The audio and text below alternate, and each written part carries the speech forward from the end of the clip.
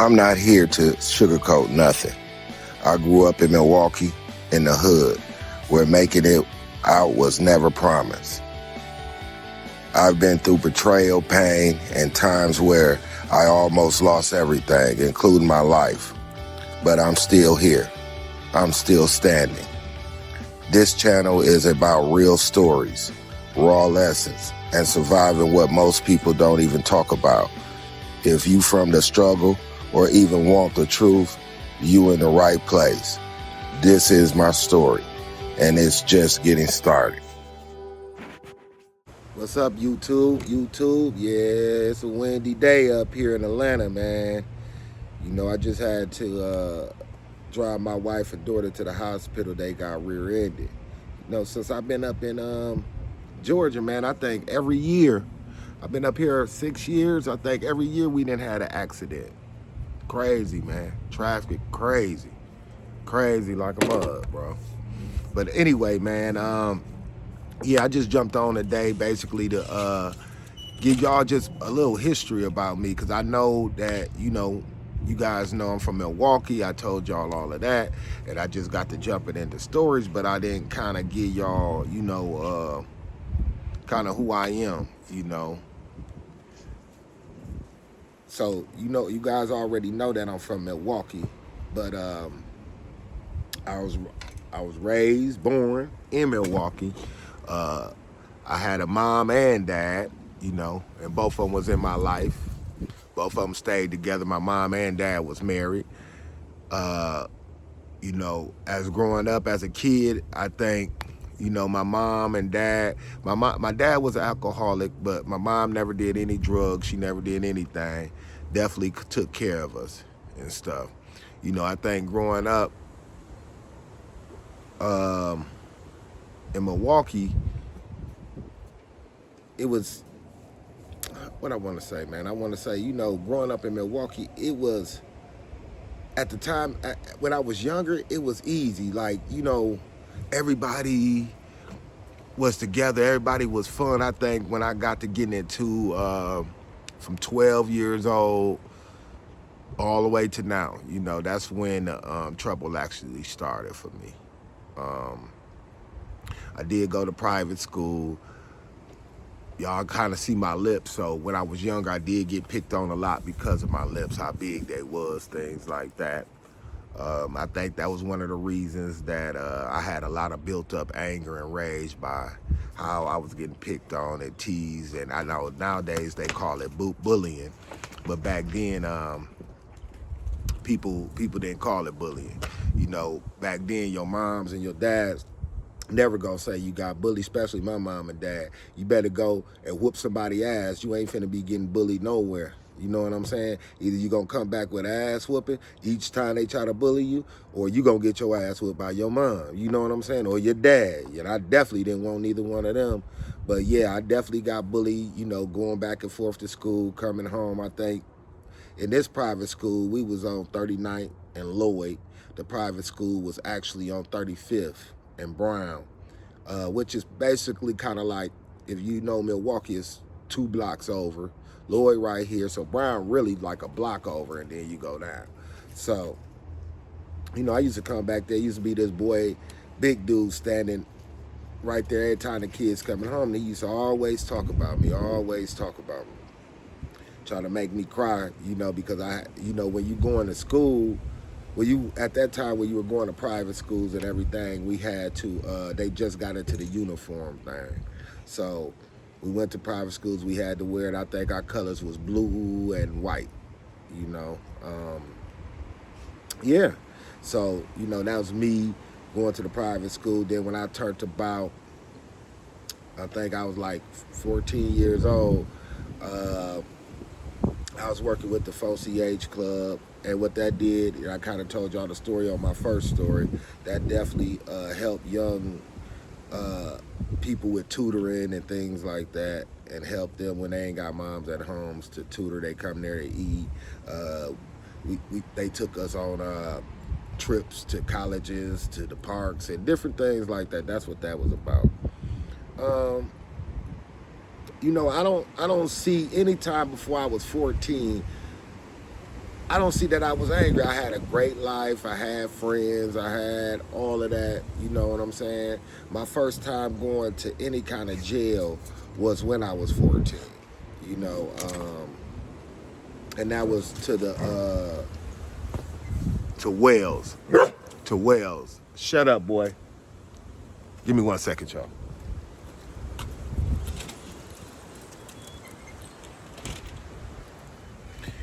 Yeah, that was to Worlds, which is a gladiator school. Nothing but gangs, nothing but anything. And I wanted to say this, though. The first time, you know, I actually joined the gang. I actually joined GD at 14 years old. I actually got blessed in everything in the shine. You know, so I actually got blessed in the shine. You know, during that time, I think gangs was really becoming real prevalent. We mostly called ourselves organizations. We didn't even look at ourselves as gangs like we look at LA, you know, and we see all of that, and we looked at that as gang banging, you know, gang members. We didn't look at us as gangs. We looked at LA as gangs. We looked at, basically Milwaukee had the mentality that, and Chicago at that time, that we were just organizations, that we wasn't no gang, that's what the government tried to label us, you know. But anyway, that neither here nor there. But yeah, at 14, I ended up going to juvenile detention, which was a gladiator school. Definitely had to get it in. If you didn't know how to fight, you definitely was going to learn how to fight. I'm going to give y'all little stories about that later on through some of these stories that I tell. From there, I got out. When I got out that time, you know, like I told y'all, I was in a lot of trouble. I think I got out, I had just lost my uncle. Somebody had murdered him. My uncle was on drugs, I think. You know, he was dealing with somebody, and they ended up murdering him. They excuse my language, they end up putting them down. But yeah, even with that being said, you know, I got out, acting a fool, you know, end up had to leave Milwaukee because so many people was at my head. I was really terrorizing the city. A lot of people, you know, they heard of a lot of stuff I did, but a lot of people didn't even know how I looked.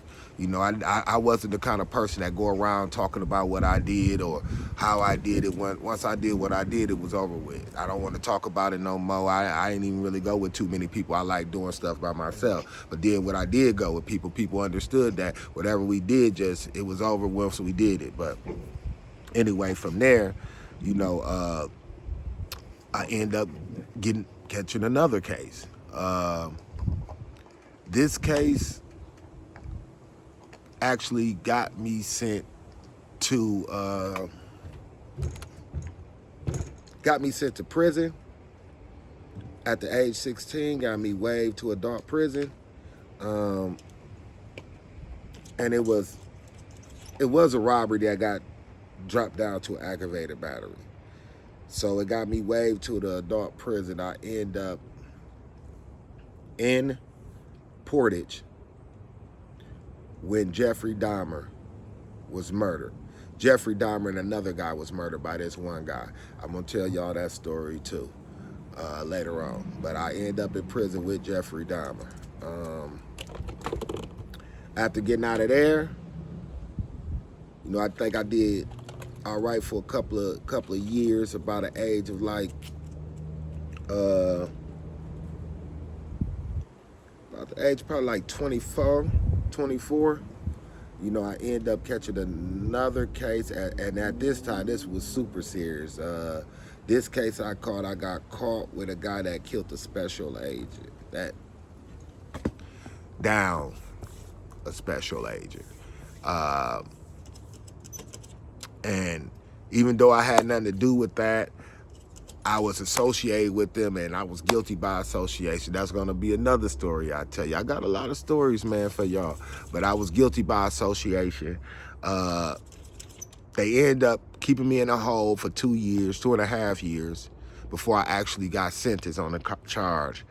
End up getting sentenced on the charge. Give me 1 second.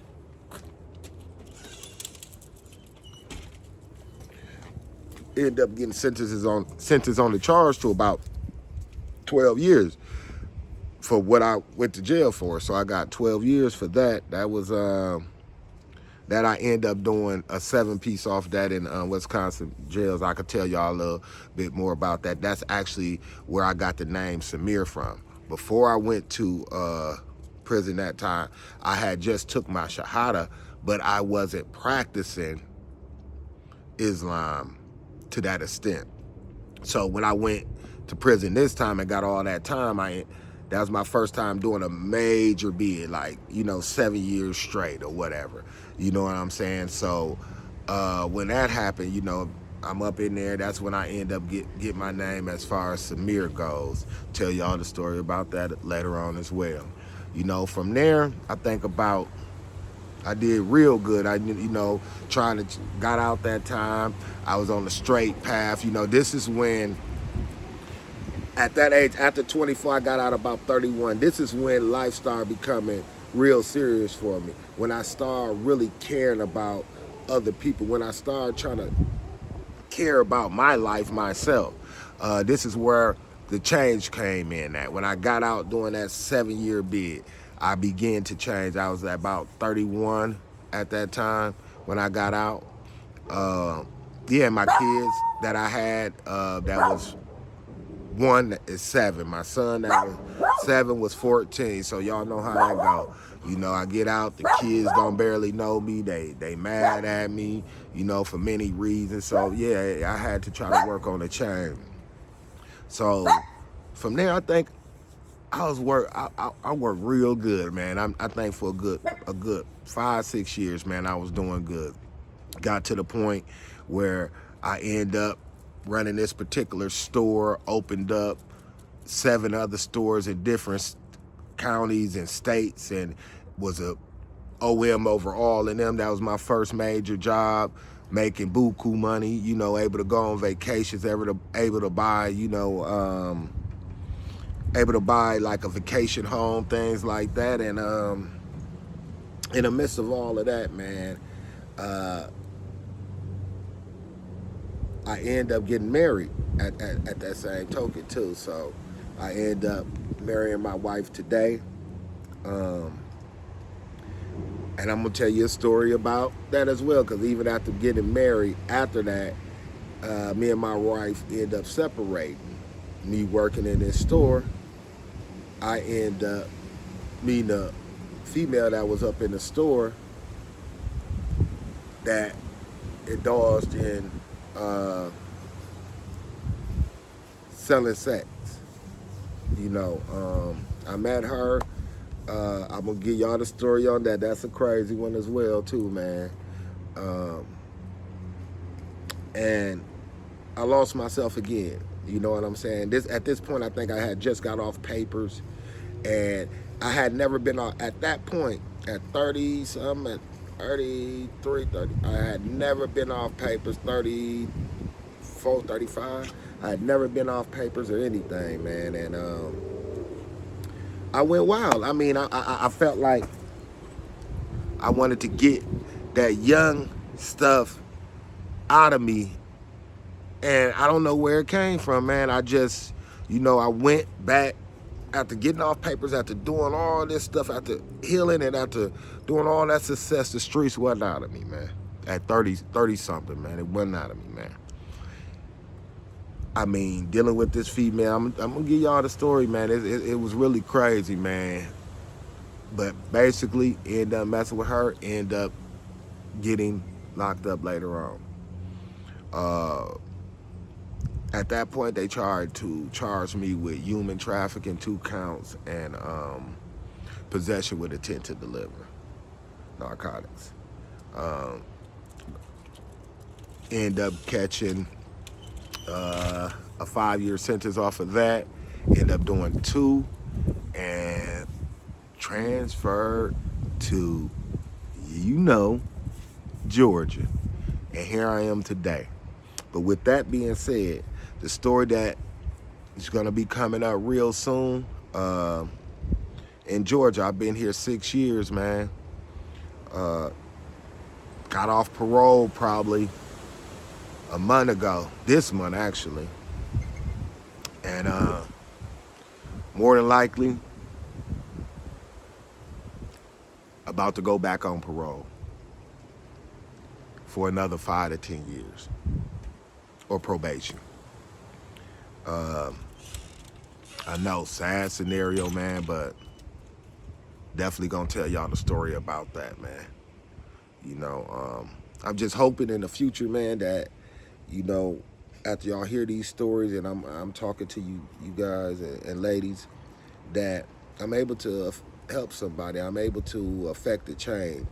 I did a lot before, you know, in the midst of all of this, and y'all gonna get like the gist of everything. I just wanted to kind of give you guys a synopsis of who I am, you know, and I just, you know, I kind of gave y'all my criminal history, but between that, like I said, I worked with the 4CH Club, which helped the kids. I got out when I moved to Georgia. I ended up on a board of directors for a big nonprofit organization, man, of apartment investors. And what I did is I helped underprivileged people, you know, learn financial literacy by way of apartment investing, you know. So I have done a lot. I opened businesses and I did a lot. But I want to kind of, the rest of these videos that come, I'm going to always have, I'm going to kind of give like a topic, the topic, and I want to give, you know, kind of what I learned, you know, out of whatever story that I tell you guys. I'm going to give you guys what I learned from that particular story, you know. But yeah, that's me, man. I appreciate y'all. Make sure that y'all like and subscribe and share, man. You know, I know, you know, I'm just building up my confidence to do this, man, and I appreciate all the love for the people that give me the love, man. I appreciate y'all, man. But yeah, it's gonna be many more to come. This just a short bio of who I am and what my life was like. You know, overall, I gave y'all a big picture, but you know, in that y'all gonna get all the broken down pieces, baby. Y'all gonna love them. Some of them funny, some of them crazy, some of them bizarre. You know, I got a lot of stories, man. A lot of crazy stuff that happened to me, man. Yeah. Yo, boy, Shamir. Peace.